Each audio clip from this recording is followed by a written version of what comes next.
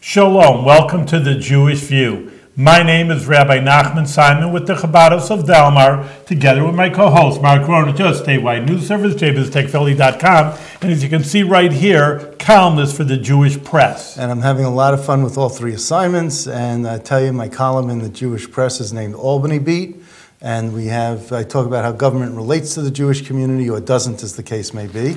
And with us today is someone who really relates to the Jewish community, Professor, or maybe Dr. Professor, well, you got a PhD, so it's Dr. Len Cutler. That's fine. And Siena College pre-law advisor and professor of public law at Siena College. Yeah. So welcome My to the pleasure Jewish to be here. View. Thank you, Mark. Thank you, Rabbi. When we were talking earlier, when we were booking the show, you said that you're writing your third book on President Obama. Yes, I am. Interesting. What brings you to write so much about this president? Are you a big fan? Pardon me? Are you a big fan? Well, I think fan is relative. How's that? Okay. Let me express it this way, if I will. This president, of course, has set all kinds of historic records in terms of not only his election, but some of his initiatives and accomplishments since he has been elected. And it has certainly accelerated interest on the part of the general community and certainly research and scholarship community. And I was involved with a group of professors, law professors, social science, political science professors, following his administration from the point at which he took his oath of office. And we agreed to do a series of conferences and workshops to begin with, evaluating the president halfway through his first term. So that's 2 years in, all right, 2010. So it was called a preliminary assessment, Mark. And as a result of the conference and symposium and presentations by each of us, there were about 25 to 30 involved at the University of Mississippi in Biloxi. Oh, okay. That's where we were at the time. We published this study through SUNY Press. In 2012, it was agreed, reconvene the group and to do an assessment at the end of his first full term. Okay. And each one of us, in fact, made a contribution. And my particular area of responsibility is counterterrorism, national security policy, and public law. So that section of the book was under my jurisdiction, and that was published as well in terms of University of Akron Press in Ohio. So my third now is examining, and this is solo. The others were co-authored and co-edited. This study is assessing the 2 full terms of the Obama presidency and the contributions that he's made and the areas of concern that I have with respect to his counterterrorism and national security policy. Do you put your own opinion in there? I mean, I it's do. more like a journalist, so to speak, or you say... Well, it's an assessment. It's from a legal as well as from a public policy perspective, Rabbi, but do I insert my own perspective and view? Sure. Yes, I do. That's what makes it such a good book. Yeah, and it may be controversial. There are those who will agree with me and those who will not, and this will be published next spring. So can you give us a bit of an insight as to you want a preliminary, huh? Yeah. what your assessment is of this President Obama? Well, I think quite fairly to say that at this point you can offer an assessment with respect to a legacy is premature.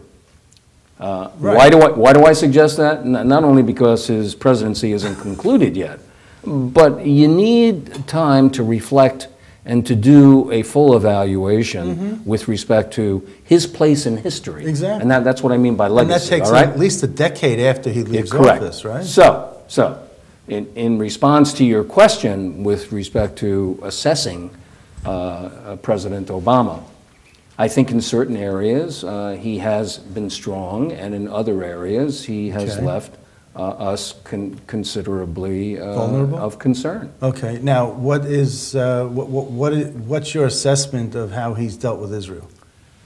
Oh, in terms of Israeli policy, I think it's mixed, and his whole Middle Eastern policy Right. has created all kinds of issues with respect to Syria, with respect to Iraq, Right. with respect to Egypt, as well as his on-again, off-again relationship with Netanyahu. I know Donald Trump is having one of his first, President-elect Trump is having one of his first meetings with a foreign head of state. The first is with the Premier of Japan.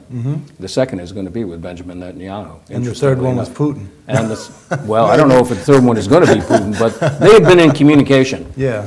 As he was immediately after the election, he heard from Netanyahu. Now, President Obama, of course, in terms of his Palestinian and Israeli policy, created a lot of agita and a lot of concern in Israel, and very definitely he and Netanyahu had a love-hate relationship. That's quite well evident. It certainly wasn't a bromance. No, it was not a bromance at all. Not a bromance at all. So, and I think it's interesting to note that President-elect Trump is going to move the American embassy, as you may be He aware. promised, but Well, see. he's already said he's going to. All right. Well, I- you trust after- politicians a little more than I do. he's moving it over to here. Jerusalem? He's Yeah, moving it no, to he Jerusalem. promised it. He was Not only gonna did he do promise that. it, He's he actually already doing it. announced it post his election yeah. that he is going to follow through on that promise. Wow. So I take the man at his word. All right. We'll accept that, yeah. And if in fact he doesn't follow through, then there's legitimate reason to criticize him. Yeah. Okay. Let me ask you, just looking in the future, even though there's more to talk about Obama's administration, you're going to do the same thing with the Trump administration? I'm not quite sure. We'll see. See how We'll see at this point. you What think evolves, what happens. But what was fascinating about Obama that had the symposium to come together in 20... It wasn't just one thing, Mark. You see, there were different areas of discussion and different areas of policy that were focused upon with respect to each of us. Right. Okay.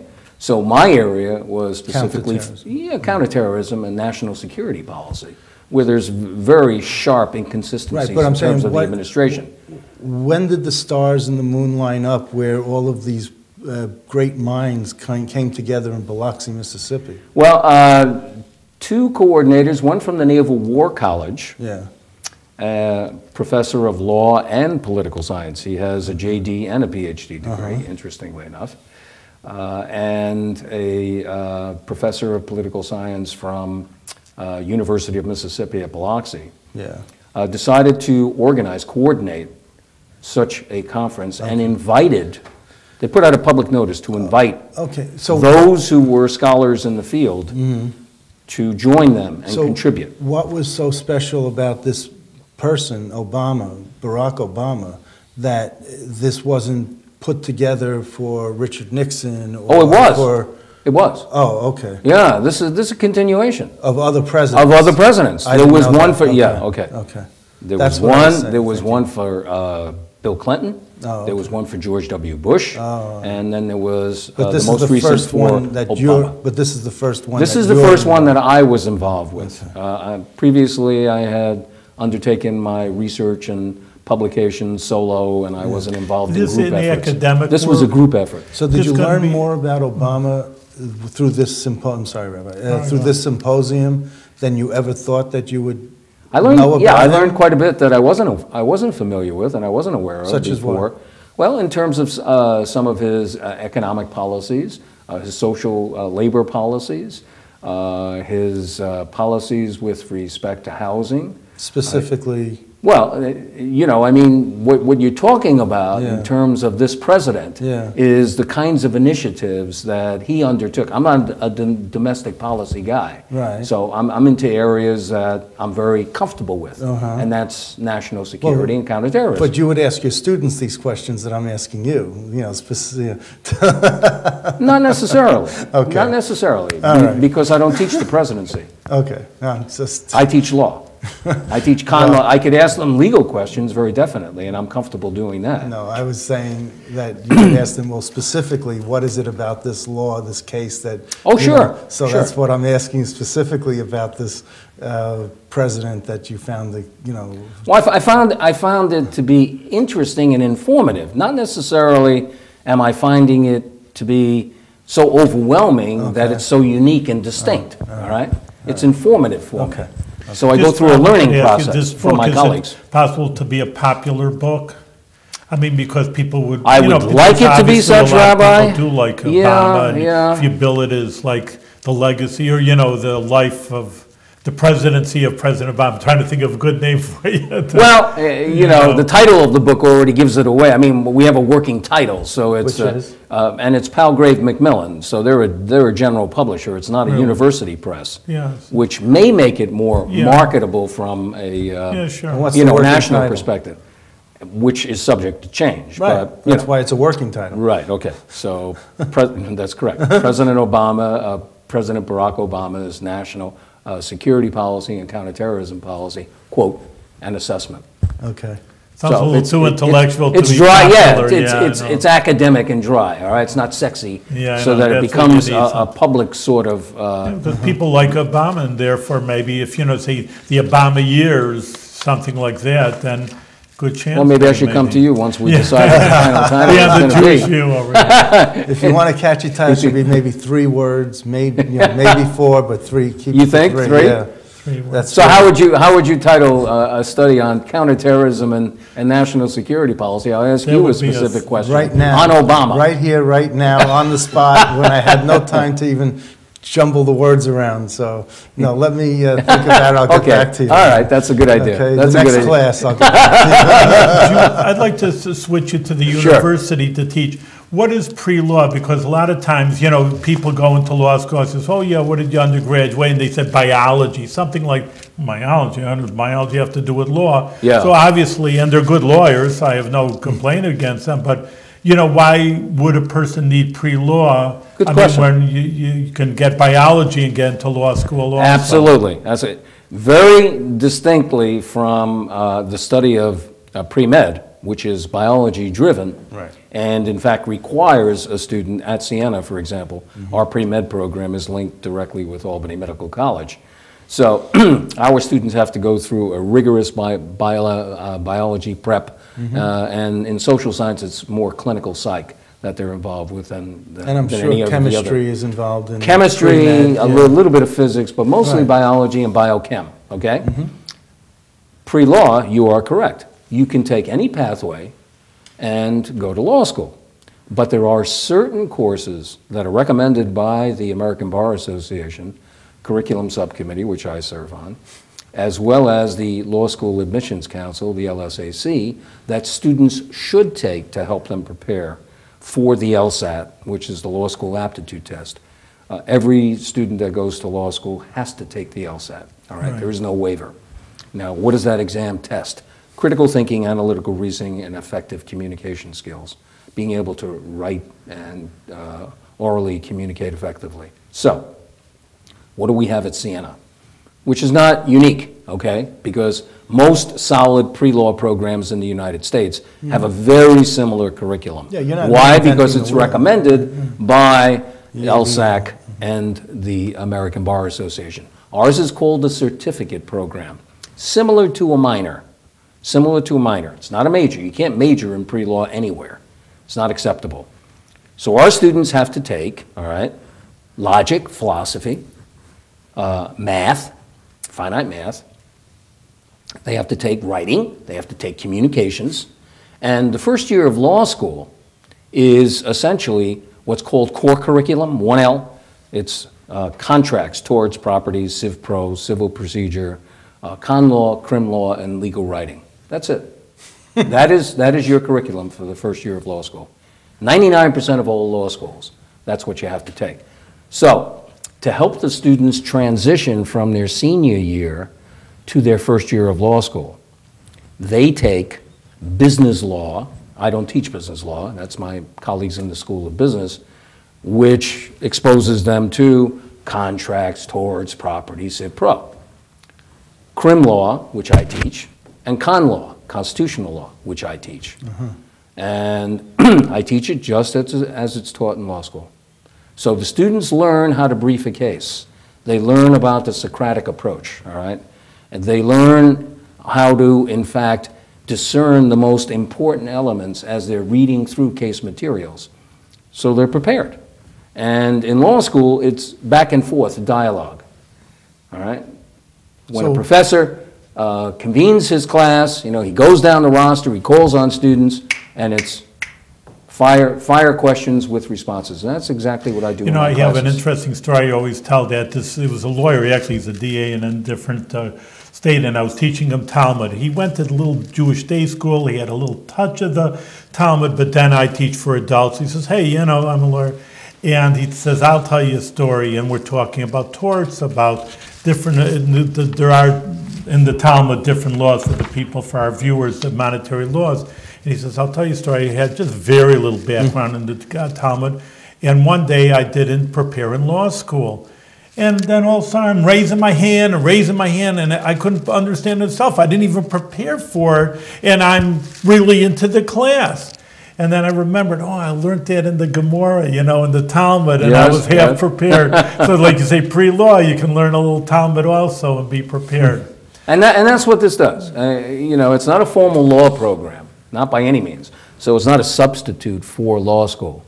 But it helps the students to do two things. Number one, they have to take the LSAT, so hopefully the courses that we recommend as part of the certificate that they take, those 4 courses, indeed are going to enhance the possibility that they'll perform stronger on the exam. And number 2, that the transition from college to law school is made a little bit easier at the comfort level. You know, let me ask you another question, because I have professors come to our synagogue, and I know a good few, and some of them moan, and they say the students nowadays need remedial writing, they need remedial reading, and it's just abysmal. He's saying, you know, these professors are saying that I have to teach them how to read and write. I mean, you think you go to college, you know, like you say, you're ready to start running with the ball, you know, just ready for a higher level of education.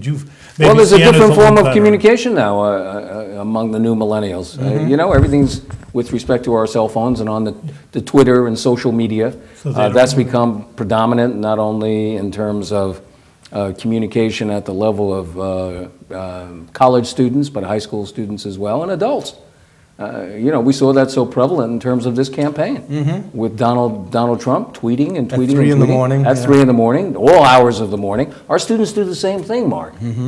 They do the exact same thing. Right. They're tweeting all hours of the day. And what do they tweet? Not full sentences. No. You know, just fragments and all kinds of symbols. Right. They don't know how to think. As they communicate. So does that affect their ability to be able to effectively communicate verbally as well as in writing? No, you're darn right it does. It helps them take notes. You think? Because they don't have to write the full word. They don't write Y-O-U. They write the letter U. U, I know. They write, but when they're changed, but when they're writing a brief, triangle. When they're writing a brief, okay, as a young lawyer, they have to be able to express themselves not in the context of you, but don't they have Y-O-U. Clerks for that? Pardon me? Don't they have clerks where they write it out and then the clerk interprets it? You're thinking of judges writing it out for the clerks writing it out for the judges. That's not quite so.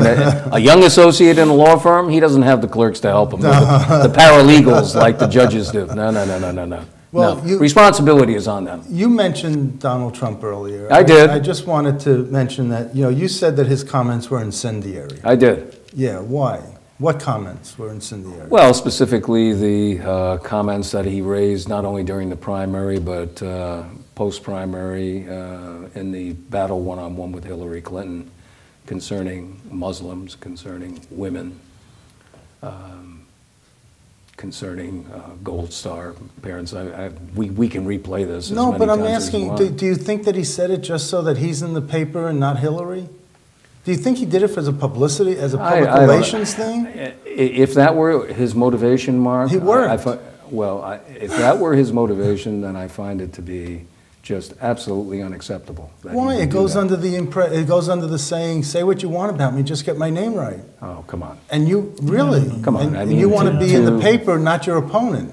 So people don't really remember. To use that kind of vitriolic truculence against others I think that's in what our he is society. Here, Mark. I don't think it was thought out. That's what he is. Well, of course he's a knee-jerker, but I don't know that you would want somebody like that in the White House. to make those sorts of We comments. will have them for 4 years. That's Of course, we're going to have them for 4 years, but I'm just Maybe saying. we'll have advisors. that But didn't specifically, but didn't- you asked yeah, me why I found it incendiary. Because this election, more so than any election in recent memory, even going back to the period of, Goldwater and Johnson, all right, back in the 60s, you and I recall those days, Kennedy, Nixon. Right. I mean, this election created so much divisiveness within our society. Recall what just happened yesterday. Yeah. Can you remember in recent presidential history, after the election results are in, okay, that you would have in 32 cities around this country demonstrations, as you did most of the day yesterday? Different sectors of our society? No, because opposed to Donald Trump Right. because of the way he behaves. holding up a sign, he's not my president, or what, and being. And he is our president. Yeah. And the rabbi and you were correct that, in fact, we have to move forward. But you asked me why, Yeah, and yeah. I'm explaining to you why, that I found it so incendiary and divisive and certainly unbecoming of the type Okay. of society So that here's- we should have so in here's what terms I'm- of our democratic civil process. Okay, so here's what I'm gonna- We can agree to disagree, That's true, and we will. and we can do so civilly. Okay, but you look at the tapes of what Nixon and Johnson said privately, and you look at the way they presented themselves publicly. That's correct. It's two totally different people. That's correct. That's right. Okay, at least Trump is being honest, and he's being an honest a broker, where you know that what he feels privately, he's also stating publicly. And he's just not being a facade where, oh my gosh, he was this way publicly, but now we have these tapes, and look at how he is, privately. Look at that. My microphone didn't even like what I was saying. It just blew up in your microphone. So I'm just saying that. I'm not justifying But the Nixon's behavior on the tapes, or for that matter, the Johnson information tapes. the information we have from Doris Kearns Goodwin and on Lyndon Baines So Johnson, and I'm sure that exists with respect to other presidents as well. Right. So behind I'm closed doors saying and in private quarters. At least you know what you're getting, and he's saying. He's But not saying these something were privately. specific instances. Hold on. These were specific instances where the president in question singled out individuals, as you may recall, for particular challenges and comments and remarks. In terms of Donald Trump, he was focusing on classes of individuals. All right, all Muslims, Mexicans as rapists and criminals. We don't have to go through the litany right. of what he was talking Right, about. but- Separate and apart from the kinds of remarks that he made against individuals like John McCain, like the New York Times reporter who had a physical disability. Yeah. I mean, that's totally inappropriate and The only unacceptable. thing I think the only thing we can hope is just that maybe he's learned he has advisors and people. You're saying he got it out of his system, and I don't know how to say Well, but you can you know, bring you it know, up. how do you you could change make a the system? argument, as Mark did, that it was all for public exposure Yeah. and getting attention in the media, which he commanded, all right? Yes, he Which sure he commanded, did, yeah. overwhelmingly negatively, but he commanded. Bear in mind, this guy had a 64% negative rate, okay? right. Going into the election, and he's elected. that's right. What saved him was the fact that she was at 62% negative. That's right. Never have we had such a high negative in terms of our presidential shame history. over here, And you're holding your nose rather than voting for a candidate that you can support. You're voting against the other candidate? Come on. I agree. I mean, there's just something wrong with this picture and this whole Well, so it's election just not cycle. Donald Trump. It was Hillary Clinton also. Oh, I don't. It was both I don't in candidates. any way exonerate Hillary Clinton in terms of But her you know, behavior. But I'll tell you And- about the women, the comments about the women and all that, and they're coming forward saying what he did to them and all that. You know what? He wasn't thinking of being president when he was Miss Universe or Miss America. Regardless, is pageant. that the way you should treat women? As sex objects, as he did, and Yes, something we about- saw the exchange he had with There's something about the CBS commentator or NBC commentator, I forget who. it Megyn was. Kelly, you mean? No, that was Fox. Oh, yeah, When he was talking yeah. about her. No, I'm talking about the entertainer Okay. Oh, Billy Bush, you mean? Billy Bush, yeah, when he Okay. had the discussion with Billy Bush But you know- in that trailer. He wasn't running for president at the time. He That wasn't doesn't thinking exonerate him in any, But this is in who he any is. way, shape, or form. But this is who he is. So if people didn't like that about him, then they don't. But that kind vote for him. of But at least he was behavior, honest. that kind of behavior has been consistent. It's manifested in all kinds of actions that he had. You mentioned Megyn Kelly. What about the way he treated Carly Fiorina in the Yeah. primaries? Come on. I mean, Mark, give me a break here. You know. And yet the guy is able, to his credit, to pull over 44% of the female vote nationally. That's right. When Hillary Clinton was supposed to be Female pulling choice, 65 to 70 minimum, okay? And She she only got didn't. 50 some odd percent, Right. all right?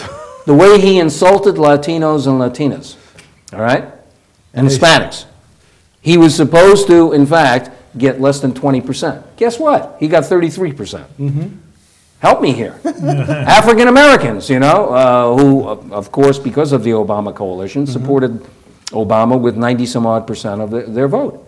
In the case of Hillary Clinton, it was 82%, 83%. What's going on here? I mean, that whole always say- coalition crumbled Because for her. because don't know. people are saying, at least he's paying attention to us. We may not like what he's saying, but at least he's recognizing us. He's not ignoring us. You know what they're saying? And it's certainly proven true in terms of this cycle and the exit interviews that were undertaken by Edison Research Yeah. in the hardcore districts, okay? In various states, target states. We want change. That's right. We're voting for change. And Donald Trump represents change. He's not part of that damn political establishment. That's right. Look at Hillary That's what it Clinton. She's been in it for 30 some odd years. Right. And she and Bill, all right, are just part of a political dynasty like the Bushes. Well, maybe Barbara Bush was right. We don't need another Bush or Clinton in the White House. She was right You know. in terms of But the you know, outcome. I always said, I called it 30 years ago. I says, well, what Ronald Reagan also, what America would want is like a John Wayne. And that's what he was. You know, oh, he's an enemy, I'll hit him in the nose. You know, some real tough guy. And I was right. I really pat myself on the back. I could be a professor of political science too. over Yeah, here. but you know, it's interesting. She ran those as part of the close, and I think that was a poor strategy to, in fact, repeat that. You know, the expletives deleted, of course, but how he would treat heads of foreign states.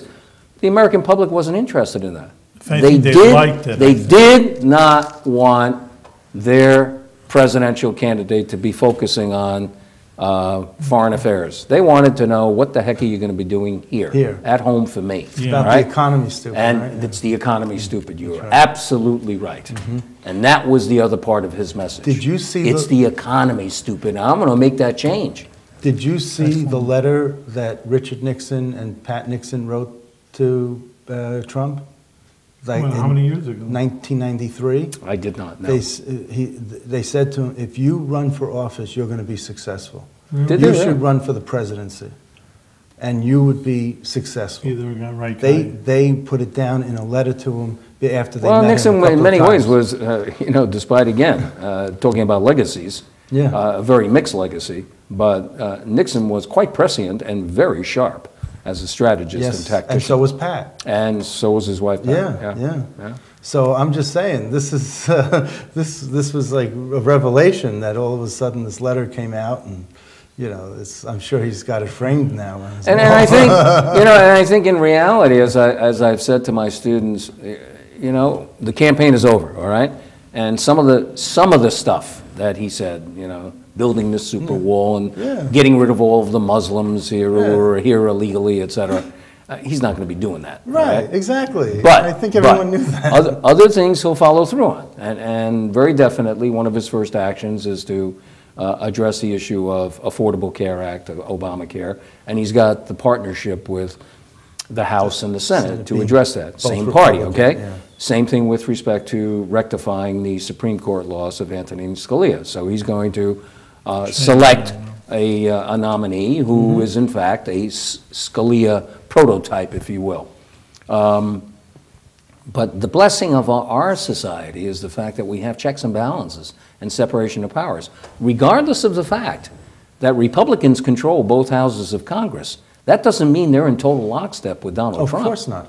If you look at his tax reform proposals and you look at those proposed by Paul Ryan and Mitch McConnell, they're distinct, okay? So there's going to be compromises in terms of revising that, overhauling that tax code. He makes deals. He makes deals. And that's what he wants. And that's what the public, again, respects about him, and that's what they want. Exactly. They want a deal maker. So Barack Obama has been crippled for the past 4 years. So he has been gridlocked. So Trump is coming to the table saying, we're going to, all Muslim. Okay, so now we're just going to do 60%. So, okay, I'm compromising. We're not doing all Muslim. You know, we're building the wall. Okay, so Mexico doesn't have to pay for, you know, all of it. Oh, Mexico will pay one way or another. I mean, yeah. with the peso devaluated 70%, man, they are really in deep water. They are, and he's going to use the aid we send to Mexico as a stick. Exactly, right. exactly. And so I think they will pay for the wall one way or the other. Yeah, and I think he'll take a harder line with China in terms of what China's done in their economic. Exactly. But will he pull his own business interests out from all the other countries and bring them to the United States? Well, I would hope he learned his lessons from the kind of exposure that Hillary and Bill got. Even given the fact that the foundation is supposed to be not-for-profit and eleemosynary, and it does some great work. Don't get me wrong here. Right.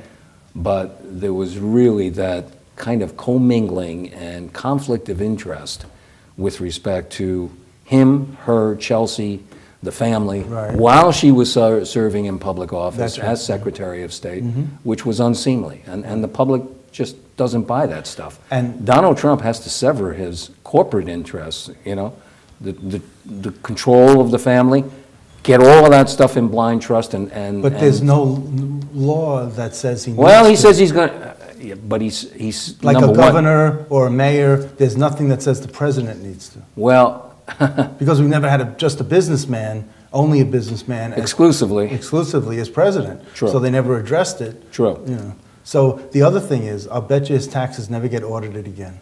We don't have to worry about seeing his taxes.